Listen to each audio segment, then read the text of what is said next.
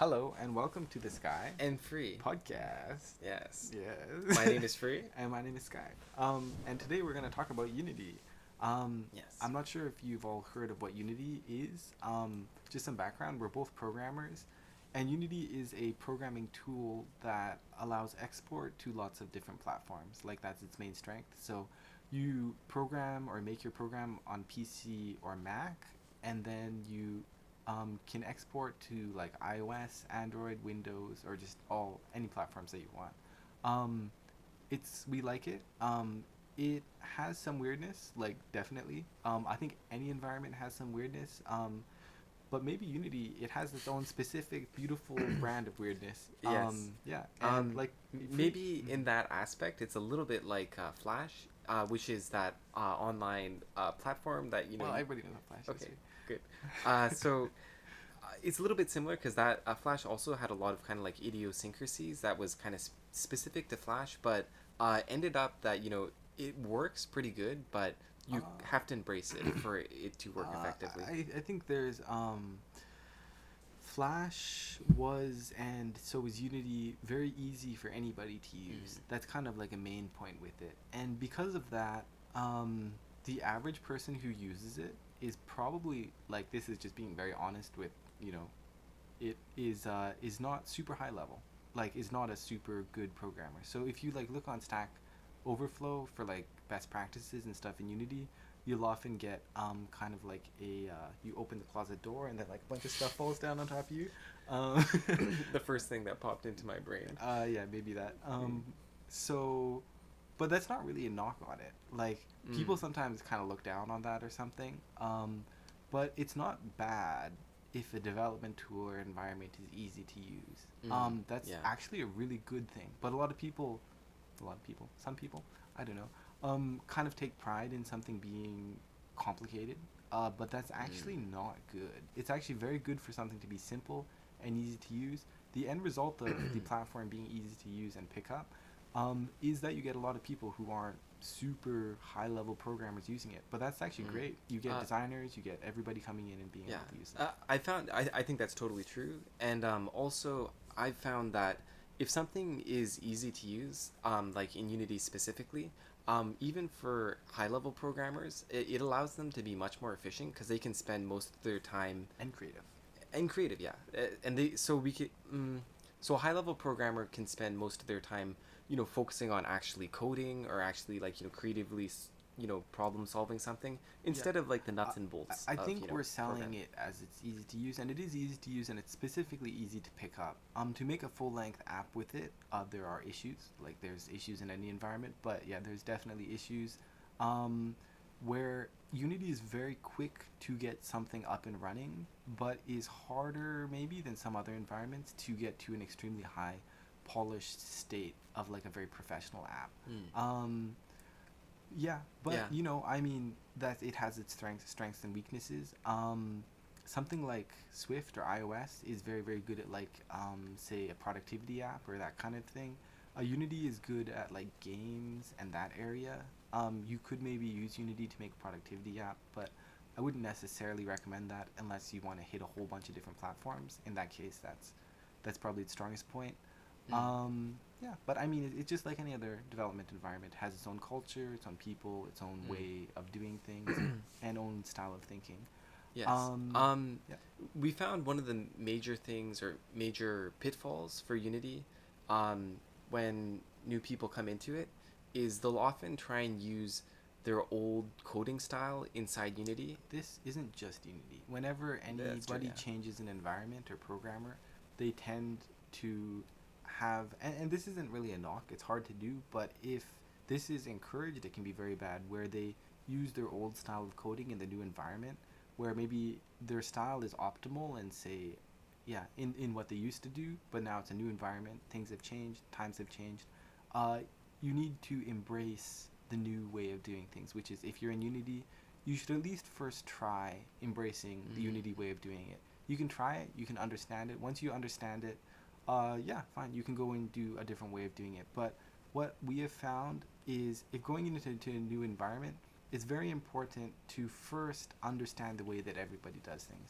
Maybe Mm-hmm. it's even not a good way to do them, but you should still understand it because that's what everybody does, and there's probably reasons why things are done in a specific way. Mm. Um, I think yeah. just I agree, and one side point on that is, I find Unity because it exports to so many different platforms. It's not super. It doesn't feel super solid like underneath I wouldn't sometimes. say super solid.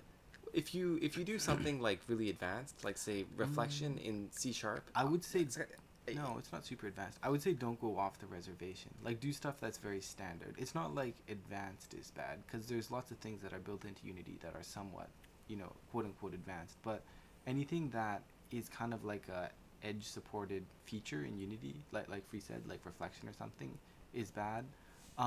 if you do anything crazy, you'll end up with inconsistencies between different platforms as you're exporting to them, Yeah. and that's pretty much the hardest thing in the world to debug. So Yes. anything you And- can do to avoid that is good. Yes. And The- staying on the beaten path for Unity is Hmm. one way to avoid that. I think the only way to avoid that, and also, it's if you have inconsistencies across platforms, it's hard to debug, but it's also extremely painful to debug.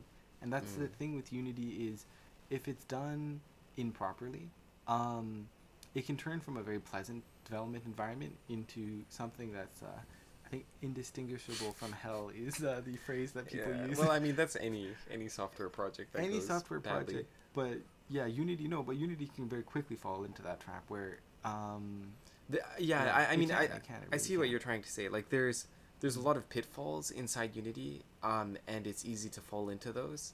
Well, what's some examples then?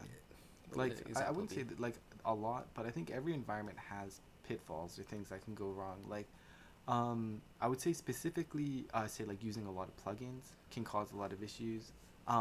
Not embracing, well, embracing, but like, you want to leverage the strength of Yeah. Unity. So Unity, for example, has a very strong editor, and that is highly customizable. So that's like, the hierarchy and the inspector. You can create custom. They're called property drawers, but basically you can create custom things that are, like widgets and stuff in the inspector, and these allow the programmers, instead of creating the program itself, they create tools which they can give to designers, they can give to artists, they can use themselves. Like Mhm. that's Yeah, important. anybody. Anybody can use them, that are very easy to create content and create the game itself. So often the culture and style of Unity, it becomes more that you create a set of tools to solve the problem rather than solving the problem directly. And that's kind of what it Mhm. feels like. That's just a very high level way of the culture and style of programming that we have found that works well in Unity. Mhm. Yeah, and essentially that. We've also found that, don't do anything crazy. I think programmers, they love to create super complex systems and they revel in the complexity of the structure or the code.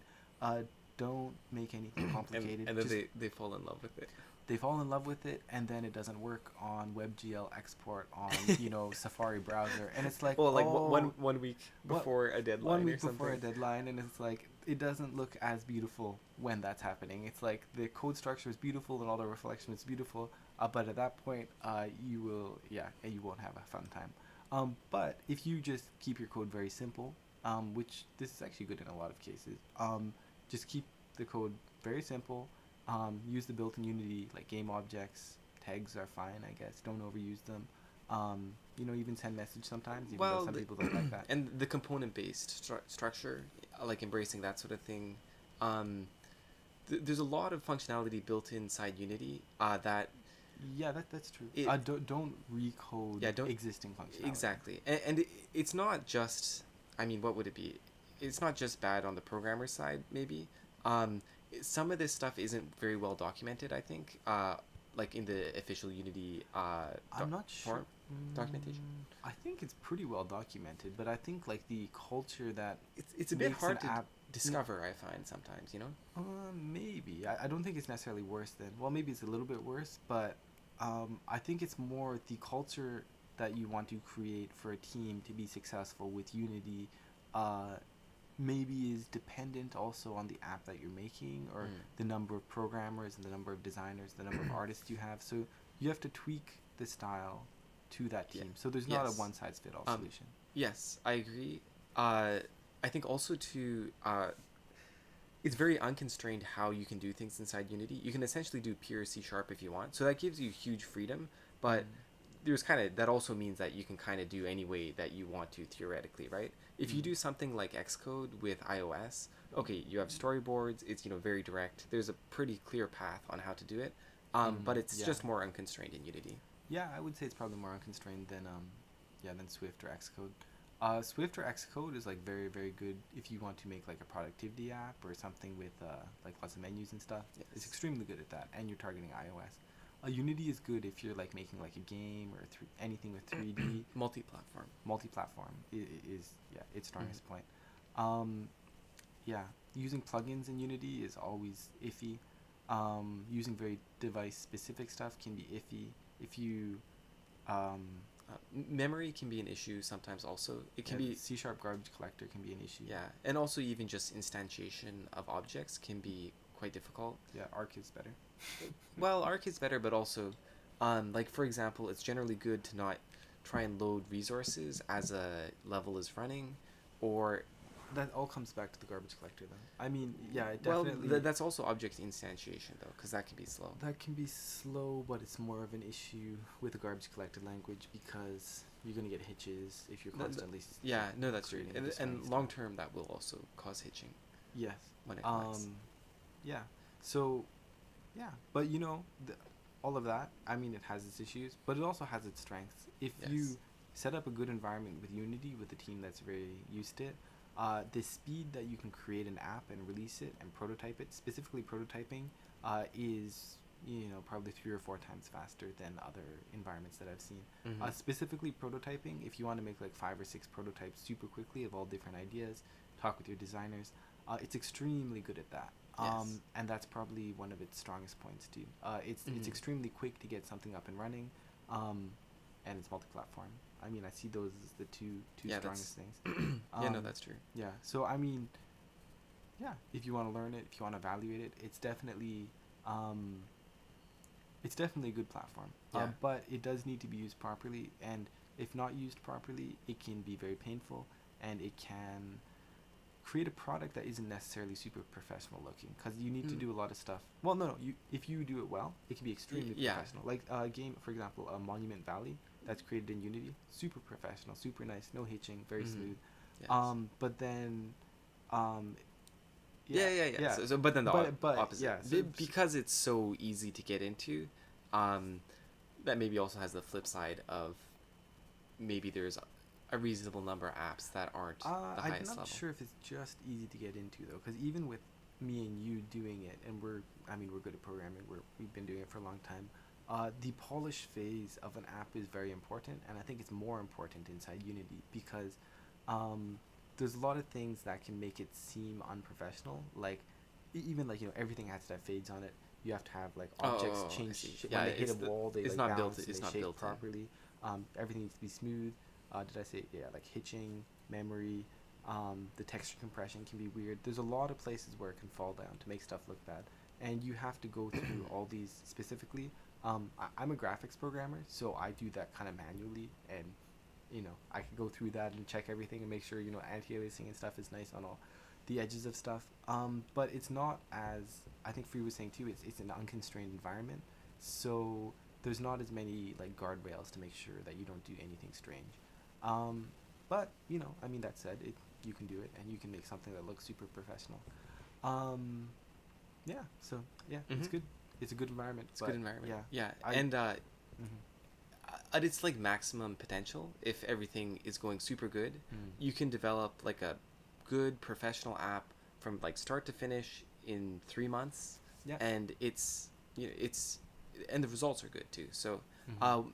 some examples for TinyBot, we developed simple machines, and that took 3 months, and I think it was a pretty good result. We got App of the Year, um, on the Canadian store, and yeah, it can create a good product. And I think at the end of the day, if you can have a good product that's fast to develop and multi-platform, then maybe that's part of the reason why it's so popular.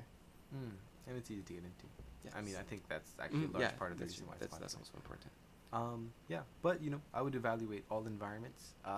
if you want to develop your app, it's good to be good at multiple environments. Other Mhm. ones we've used, we do Swift. Yeah, native. Native Swift is nice too if you're making for that type of app. What else do we do? I mean, we've done lots of stuff in the past. We've done Flash and XNA, but those are both kind of dead now. Yeah, but Mhm. yeah, the environment. It's good not to get attached to a specific environment too. I mean, it's good to do what you're good at, but it's important. Yeah, Well, just evaluate all I think options. it's important to pick the right environment for the task. Yeah. So, it's like Unity is, good at a specific set of things. Maybe a 3D game that's multi-platform, Or a 2D or a game is 2D fine. game is, but Games in physics-based. general, yeah. Yeah, it's very good at that. But as Sky mentioned before, something like productivity, maybe a workout app with a lot of menus, that would probably work better native, or maybe there's some other environments that are good for that sort of thing. If you want multi-platform specifically. Um, but yeah, Alright. yes. I think we have basically covered it. Yeah. Cool. All right. Thank you for listening. This has been our Sky and Free podcast. Thank you. Nice. Cheers. See ya.